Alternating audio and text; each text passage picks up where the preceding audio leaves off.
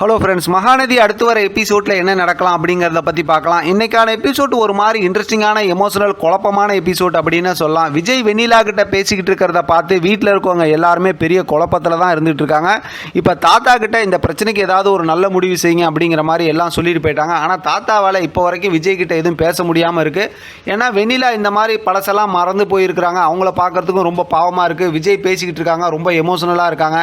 இந்த நேரத்தில் போய் என்ன பேசுறதுன்னு சொல்லி தாத்தாவும் ரொம்ப யோசனையோட தான் இருந்துகிட்டு இருக்காங்க. ஆனால் இதெல்லாம் பார்த்துட்டு இருக்க காவேரி ரொம்ப கண் கலங்கி அழுதுகிட்டு இருந்தாங்க.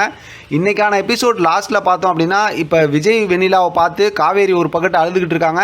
காவேரி அழுவுறதை பார்த்து பின்னாடி ராகினி ரொம்ப சந்தோஷப்பட்டு சிரிச்சுக்கிட்டு இருக்காங்க. நாளைக்கான எபிசோட் ஸ்டார்டிங்லேயே பார்த்தோம்னா காவேரியை ராகினி ரொம்பவுமே கஷ்டப்படுத்துவாங்க அப்படிங்கிறதுல நமக்கு டவுட்டே இல்லை. ஏன்னா அப்படிலாம் ஒரு மூமெண்ட் வந்தால் தான் காவேரி ரொம்ப அப்படியே மனசு உடஞ்சி போய் ரூமில் போய் படுத்து தூங்குறாங்க. ஏற்கனவே நம்ம லாஸ்ட்டாக பார்த்த ப்ரொமோவில் அந்த மாதிரி ஒரு சுச்சுவேஷனில் தான் தாத்தா பேசிட்டாங்க விஜய் கிட்ட. ஆனால் விஜய் வந்து அதுக்கு ஒரு நல்ல முடிவு தான் எடுத்திருக்காரு. ஆனால் என்னடா ஒரு லாஜிக் அப்படிங்கிற மாதிரி தான் யோசிக்க தோணுது. இவ்வளோ பிரியம் வச்சிருக்காரு காவேரி மேலே, அந்த விஷயத்தெல்லாம் நேரடியாக சொல்லியிருக்கலாம்.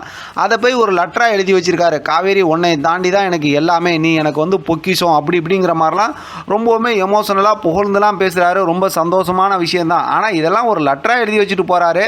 அப்படி விஜய் காவேரி பிரைவேசியாக இருக்க அவங்க ரூமுக்குள்ளார எப்படி ராகினி வராங்கன்னு தெரில. அவங்க வந்து அந்த லெட்டரை எடுத்து படித்து பார்த்துட்டு இந்த மாதிரி ஒரு சுச்சுவேஷனே உங்களுக்கு ரொமான்ஸ் கேட்குதான்னு சொல்லி அந்த லெட்டரை கிழிச்சு போடுறது மட்டும் இல்லாமல் அடுத்து என்ன பண்ண போகிறாங்க அப்படின்னு சொல்லிட்டு உண்மையிலுமே செம்ம இரிட்டேட் பண்ணிட்டாங்க. ஏன்னா அடுத்து இவங்க என்ன மாதிரி வேணால் லெட்டர் எழுதி வைக்கலாம்.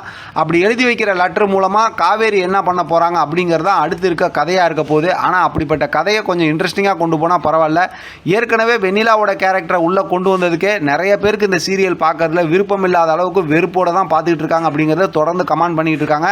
அப்படி தான் நானுமே பார்க்குறேன். ஏன்னா வெண்ணிலாவோட கேரக்டரை கொண்டு வந்தது என்னமோ ஓகே தான் அப்படிங்கிற மாதிரி இருந்தாலும் அதை இன்னும் கொஞ்சம் சாஃப்டாக கொண்டு போயிருந்துருக்கலாம். இந்த அளவுக்கு எமோஷனல் பிரேக் பண்ணுற மாதிரி கொண்டு வர தேவையில்லை. ஆரம்பத்திலே நமக்கு தெரியும் வெண்ணிலாவோட கேரக்டர் உள்ளே வருவாங்க அப்படிங்கிறலாம் நமக்கு தெரிஞ்சது தானே வச்சுக்கல.